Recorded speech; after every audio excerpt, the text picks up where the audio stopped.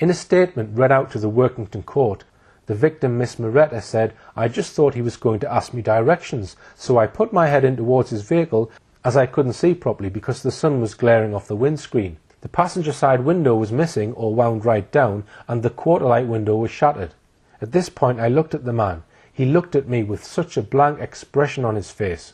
He never said a word to me. Then I saw him with his left hand just lift from his handbrake area a gun. He pointed it at my face and I just pulled back and turned to run. I then felt this almighty thump.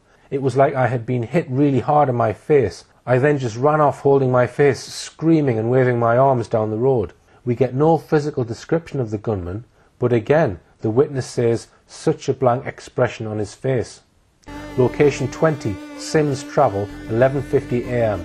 0 dead, 0 injured, 1 witness. Mr. Preston said, "He shot the rifle at us and we were in total shock because you don't expect it. We didn't know where the bullet might have gone. The taxi then drove away." Location 21, Dalegarth Station, 11:53 a.m. 0 dead, 0 injured, 1 witness. Christine Alty survived another execution attempt after being beckoned over to Bird's car. The shot missed her, but she remembers a sudden loud bang and a whoosh of air past her face. Location 22, Holland's Campsite, 11:55 a.m. 0 dead, 1 injured, 1 witness. At 11:55 a.m, Nathan Jones and Philip Moore were leaving the Holland's Campsite with a dog. Bird shot Jones in the face and he had a .22 bullet lodged in his right cheek, but survived. Location 23, after Holland's Campsite, 11:57 a.m. 0 dead, 1 injured, 6 witnesses. At 11:57 a.m, Samantha Christie and her boyfriend, Craig Ross, pulled over so she could take a photograph. As Bird drove by, he asked, "Are you having a nice day?" Before she could reply, he opened fire, inflicting multiple injuries to her jaw, palate and eye socket. Mr. Ross began running to her aid, but stopped when Bird ordered him to get back into the couple's car and drive away. As he did so, the killer fired a parting shot and shattered his rear screen. Motorist Carlton Watts, who had his wing mirror clipped by the taxi, described Bird as driving like a crazy person. He added, "His eyes were bulging and he was fixated, and I thought, this guy is a nutter, I'm going to get out of here." Location 24, Doctors Bridge, noon. 1 dead, which was Derrick Bird, 0 injured, and 2 or 3 witnesses. We come now to the final scene, which raises yet more questions. The Telegraph newspaper reported, Jonathan Wilkinson was with his girlfriend and parents in the isolated village of Boot in Cumbria when Bird's silver Citroen Picasso shot past him, denting the side of his car. Furious with the driver, Mr. Wilkinson chased him, determined to note down his registration plate details. However, when he caught up with the car, the driver had vanished. Bird had abandoned the vehicle and set off on foot before killing himself in nearby woodland last Wednesday. Mr. Wilkinson, 30, had no idea that the man he was following had just killed 12 people and injured 11 others on a 3-hour rampage across the country. "I thought he was a hit-and-run driver, and I thought I should get down the registration plate and his details," he told The Sun. "He was about 160 yards ahead of me. The car was weaving all over the place, and because one tyre had gone, he was driving on the rim." Mr. Wilkinson started taking photographs of the vehicle before he noticed that the front windows had been smashed in and there were rifle cartridges on the front seat. "The first photographs I took were of the back of the car and the license plate. As I made my way to the front, I saw a hole in the window and live bullets scattered across part of the dashboard and in the footwell of the car. When I saw those, the survival instinct kicked in and I just started running back as fast as I could. Now I think I must have been the last person to see him alive." There are 2 more witnesses to the gunman abandoning the vehicle, but these other witnesses do not mention seeing Jonathan Wilkinson, and Jonathan Wilkinson does not mention seeing them. The other witnesses were Zoe and Lee Turner, who it is alleged were the last people to see Bird alive and were featured in a very detailed article in Mail Online. The article states, "Staring straight ahead, vacant and glassy-eyed, Cumbrian killer Derrick Bird stood in the quiet country lane with a large .22 hunting rifle held across his body in both hands. By his side was his damaged car, its front tyre shredded, passenger window shattered by gunfire and empty cartridge shells littering the floor." Facing him and frozen with fear, Zoe Turner took in the incongruous scene in the idyllic Lake District Valley, and thought only of her two sons playing yards away. Looking her straight in the eye, the man who minutes earlier had shot his final victim in the face, seemingly at random, appeared to make his decision. But when Bird spoke just 3 words, it was to offer her reassurance. "You're all right," he muttered, gruff and emotionless, before walking off, crossing a stone humpbacked bridge over a small stream and disappearing. This article doesn't say that Zoe and Lee Turner saw a man taking photographs of the vehicle. Now, I don't have time to read this very long article, which features an image of the gunman's vehicle with what looks like a taxi sign on top of it. I telephoned Lee Turner and spoke to him on the phone and asked him about what he witnessed. He described the gunman as being very red in the face, short, overweight and balding. I asked him when the photographs in the article were taken. He then went online to look at the Mail Online article in order to answer that question. He stated that this photograph was taken about a minute before the gunman crashed his car, but couldn't remember when this one was taken.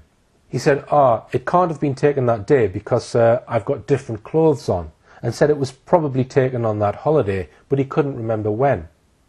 I got the impression that it may have been taken specifically for this news article, but perhaps he didn't want to admit that to me. He also said the official time of the gunman crashing his car at 12:01 he knew to be incorrect because of what he knows to be true. I asked Lee Turner if he could remember a taxi sign on top of the vehicle. He replied no, but that where a taxi sign would be, there were bits of yellow tape. No previous witness has mentioned there being bits of yellow tape on the roof of the car. This article looks like an attempt by mainstream media to dot the I's and cross the T's for the public. It's all over now, nothing more to see, get on with your lives. Let's just discuss some of what happened. There does seem to be some discrepancies between this idea of him being in essentially a psychopathic rage gone postal, or for want of a better expression.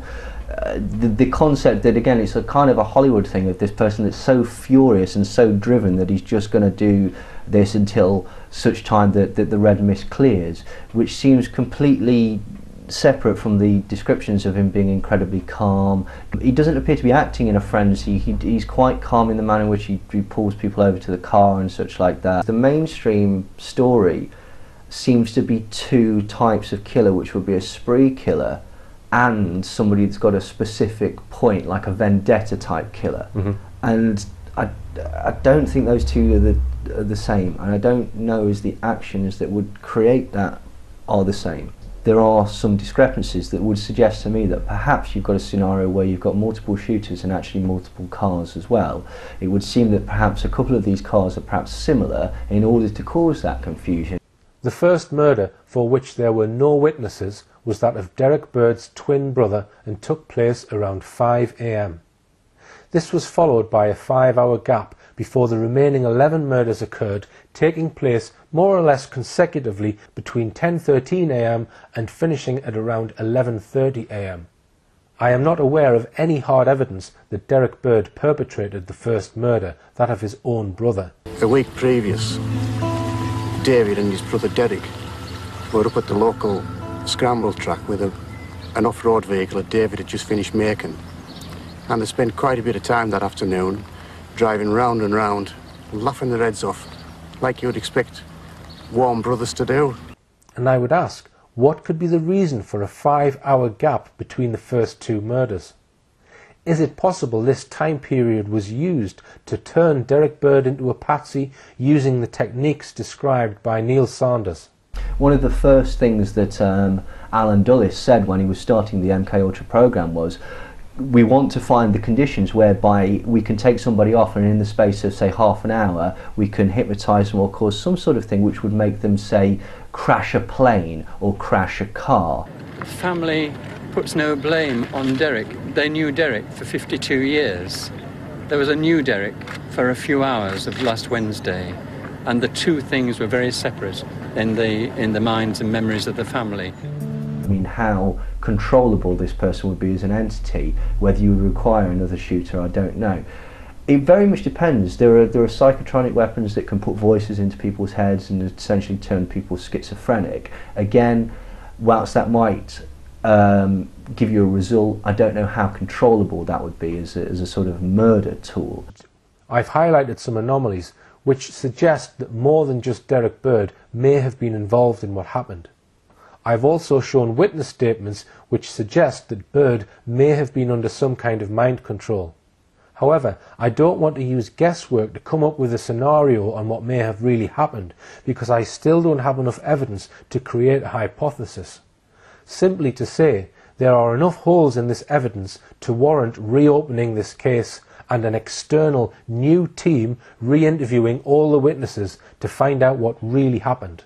The Thornhill events are particularly puzzling, and I'd be interested to know if anyone has suggestions for a scenario that fits all the evidence.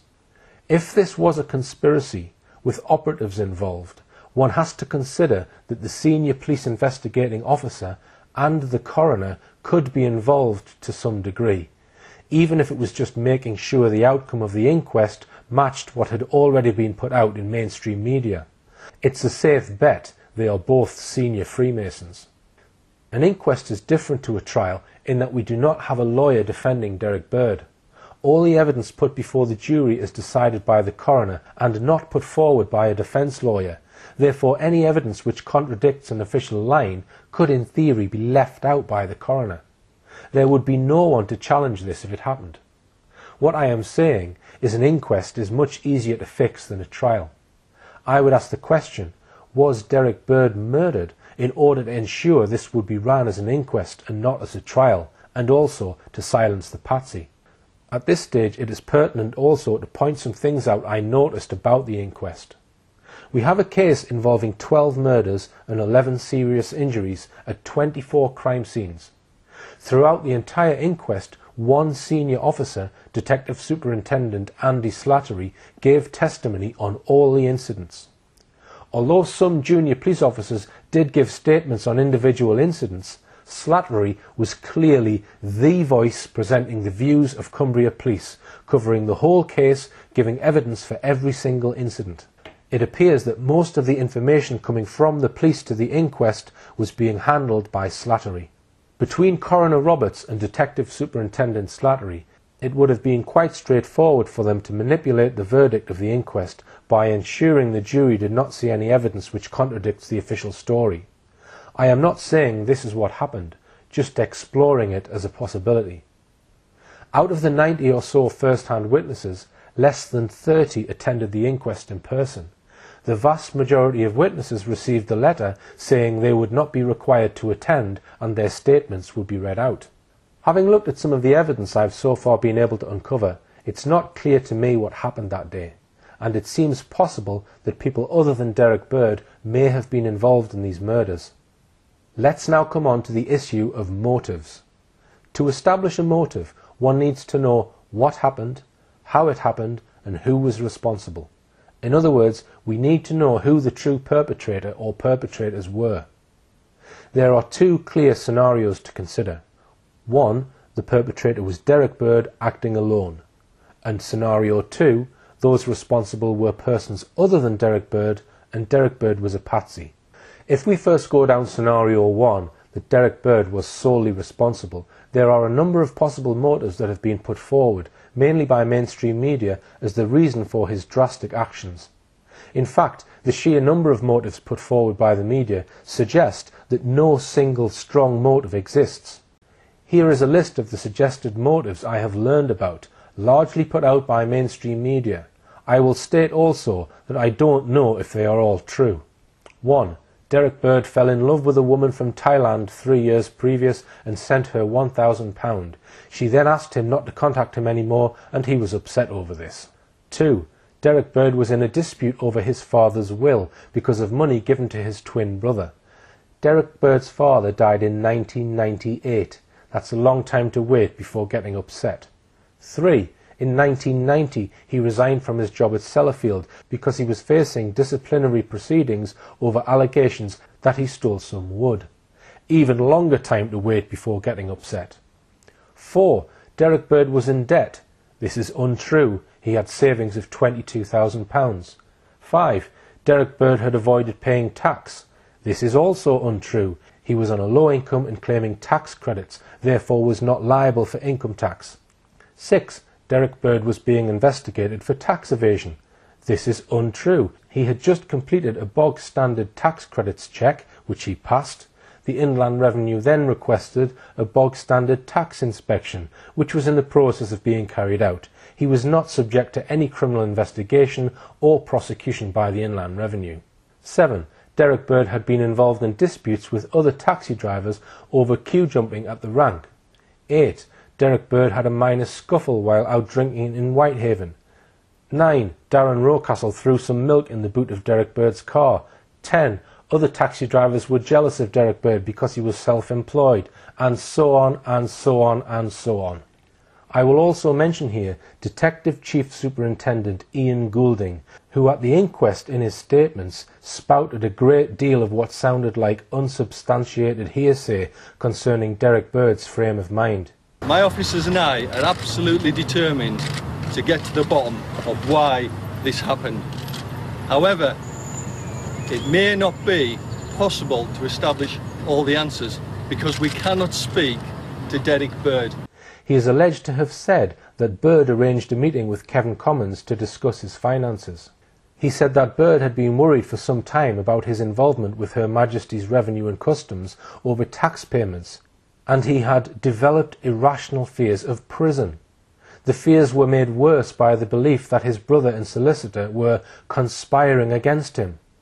Now, Goulding would not have been allowed to say these words at a trial, but because this was an inquest where a coroner can admit hearsay evidence, he was allowed to say them.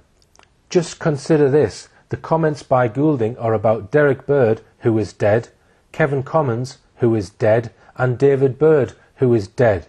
How the hell would Goulding know all this when all three people he is referring to are dead? It seems to me that Goulding took advantage of the fact that dead men can't talk, and took advantage of the fact that hearsay is permitted at an inquest. What an utter disgrace that Goulding was actually allowed to spout these words without a single shred of proof. To my knowledge, there is no evidence of any of these claims other than Bird arranging a meeting with Kevin Commons, who was a family friend. The media, of course, just spouted Goulding's hearsay as if it were gospel. None of the motives put forward are likely to have caused a peaceful, quiet man with no history of violence to go and murder 12 people in cold blood. People say it was a combination of these factors which pushed him over the edge. If you really believe that, I suggest you have been watching too much television. Now let's look at scenario 2. If the real perpetrator was not Derrick Bird, then the motive cannot be established by looking at Derrick Bird or looking at the life of Derrick Bird. It can only be established by looking at the victims and asking the question, could there have been a strong motive, probably by a powerful group or person, to murder at least one of the victims on Derrick Bird's hit list? It took me about 10 minutes, and I didn't have to look very far to discover a very strong motive to murder Derrick Bird's second victim, solicitor Kevin Commons, which will take a little bit of explaining. 6 months before the Cumbria massacre, West Cumbria suffered severe flooding, which damaged hundreds of properties and caused one death. The flooding was caused because Thirlmere Reservoir overflowed due to heavy rainfall. But we need to go back to 2005 to explain this story fully. This internet article points out that in 2005 both Keswick and Cockermouth were flooded because when the above average rainfall filled Thirlmere to overflowing, the excess water turned the River Greeter into a raging torrent. Apparently, in 2005, United Utilities, which owns Thirlmere Reservoir, was first asked to lower the water level during the autumn so that there was additional capacity to hold the winter rains coming off the Lake District fells. The private company refused to do so, claiming that its priority was to keep the reservoir full to the brim so that it could provide the necessary water to meet the needs of 300,000 homes in Greater Manchester. But in November 2009, heavy rainfall caused Thirlmere to overflow yet again. The result this time was that not only were Keswick and Cockermouth flooded again, but also the main north side bridge in Workington was swept away and PC Bill Barker lost his life preventing a major disaster by stopping cars from crossing the bridge. Again, prior to the disaster, Thirlmere Reservoir was full to the brim. This time, to make the problem worse, work was being carried out on the Manchester Aqueduct, restricting the amount of water making its way down to the city, which meant the reservoir was overflowing even before the heavy rains of November the 19th. If the water level in Thirlmere had been 3 metres below the reservoir wall, as was called for back in 2005, then this disaster wouldn't have happened because the abnormal rainfall would have been easily absorbed. There is no doubt that the high water level in Thirlmere was responsible for the devastation caused in Workington and Cockermouth. Now, Kevin Commons, who was the boss of Kevin Commons Solicitors, was in the process of trying to sue United Utilities for causing the floods. This was a massive legal case, potentially worth millions of pounds, and as mentioned, it involved the death of a police officer. This news article explains that Kevin Commons contacted 150 people affected by the floods. It states all are interested in joining a mass legal action for compensation. This is a letter I have obtained written by Kevin Commons Solicitors to United Utilities, pointing out the possibility that United Utilities could be to blame and inviting United Utilities to make a pre-action disclosure, asking them for flood prevention plans, reports and recommendations made to the company by supervising engineers, maintenance records, water level records, and information about when pumps were switched on and off, etc., etc. I spoke about this in 2014. Suffice to say that if Kevin Commons' action had been successful, perhaps the directors of United Utilities would have ended up in prison. This hypothesis becomes more interesting when one realises that the two most senior executives at United Utilities both resigned around the time of the Cumbrian shootings. The legal action was taken over by Marcus Nixon. Marcus Nixon was investigated for fraud in 2013, and eventually the legal action was dropped. So imagine what might have happened to United Utilities and their bosses if Kevin Commons had not been murdered by Derrick Bird. In my opinion, this seems a far more likely motive for murder than the ones attributed to Derrick Bird. And in saying this, I am not accusing anyone at United Utilities. How well respected was Kevin Commons in the community? Oh, enormously. I mean, Kevin used to be a court clerk here in Workington and decided to set up his own business 23 or 24 years ago, I think it is now, and started from scratch and built it into a very big and successful business. And he was a very much larger-than-life figure. And it's difficult to believe that, you know, a man of his stature, both in physical terms but also in his reputation terms, is no longer with us. I suppose it's a sign of his commitment to his profession that he didn't retire. Yes, it is. I mean, Kevin turned 60 towards the end of last year, a time when people think about retirement, but he very much was somebody who cared passionately about the criminal justice system and working as a defence advocate for all those years. He wanted to carry on doing that, and did right up until the day of his death. Have you any sense yet whether Kevin Commons was a particular target for this killing? I've no information I could give about that, because that would be subject to the police investigation. Perhaps by murdering 11 more people instead of just the one target might have been done to hide the real motive and hide the real target. History of American serial killers, where it would appear that one or two were hits, say political assassinations for example, and they are disguised by putting them into the milieu of, oh, this is a random set of killings and such like that. So in theory you could suggest that maybe the lawyer or perhaps any of the witnesses could have had some sort of other explanation behind it that we don't know about. This might seem unbelievably ruthless and beyond comprehension for some of you, but I can assure you there are people in this world capable of such acts and much worse. Perhaps Derrick Bird's reason for meeting with Kevin Commons was not to discuss his finances, but perhaps to discuss flood damage compensation.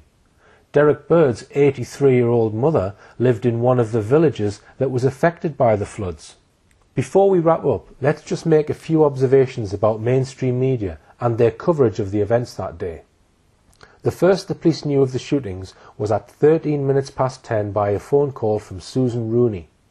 At 11 a.m. the police posted a message on their public website reporting on shots being fired by a man in Whitehaven.